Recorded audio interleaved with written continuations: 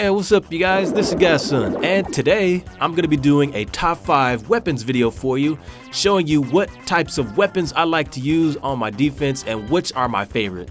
So you guys, there are about 7 defensive weapons, 8 I believe if you're including the Tesla, and so we're going to just go down the list and pick what are the top 5. So you guys sit back, relax, let me show you what I got.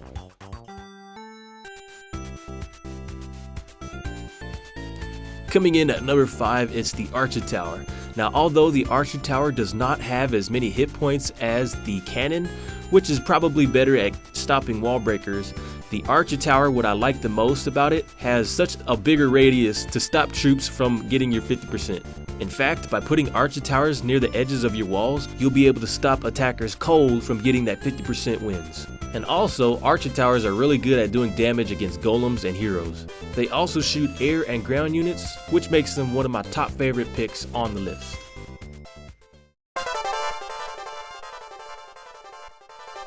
Coming in at number 4, it's the Mortar. The Mortar has a damage per second of 13 and the hit points are 670.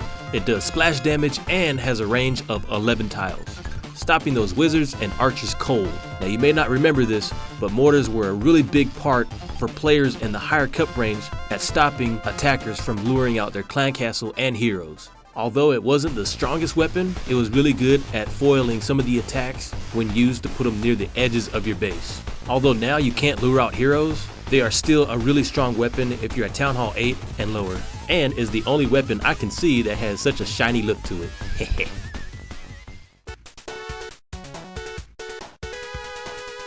Coming in at number 3 is the Wizard Tower.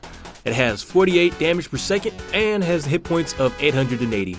Now I must say the Wizard Tower by far is my favorite weapon. At Town Hall 8, it is the strongest weapon that you can have, as it takes out waves and waves of enemies that are trying to get to your Town Hall. Upgrading it to as high as level 7 can even start one-shotting some of the enemies, and are really good against troops that flood your base like witches. There isn't really a right or wrong place to put your Wizard Towers. However, by putting them closer to your Town Hall, they should be more effective. Supercell did mention they initially wanted to put 3 wizards on top of 1 tower, however, they changed that and now only 1 remains. But if you ask me, he's doing pretty good on his own.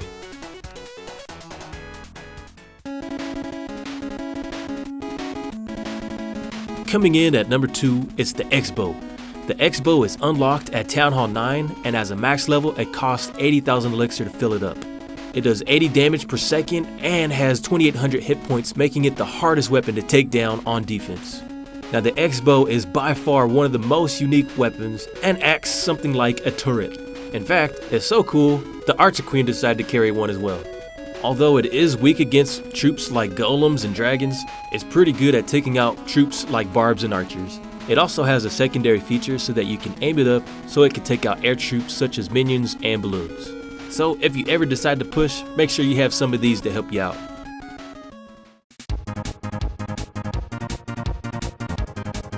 Coming in at number 1, you guessed it, it's the Inferno Tower.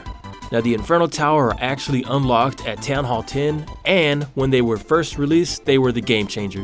Before we had Inferno Towers, we had golems and heroes that were just too strong for our bases. So Supercell decided to release these Inferno Towers to help us out on defense. Now when they were first released, their range was a lot wider than they are now. However, because of balancing, they have been adjusted so that the range is a little smaller, but they have multi-targets on them.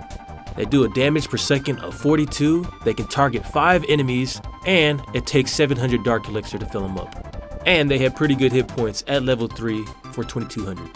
With the Inferno Towers coming in as the number 1 weapon, make sure you put them closer to your Town Hall so that they're harder to get to.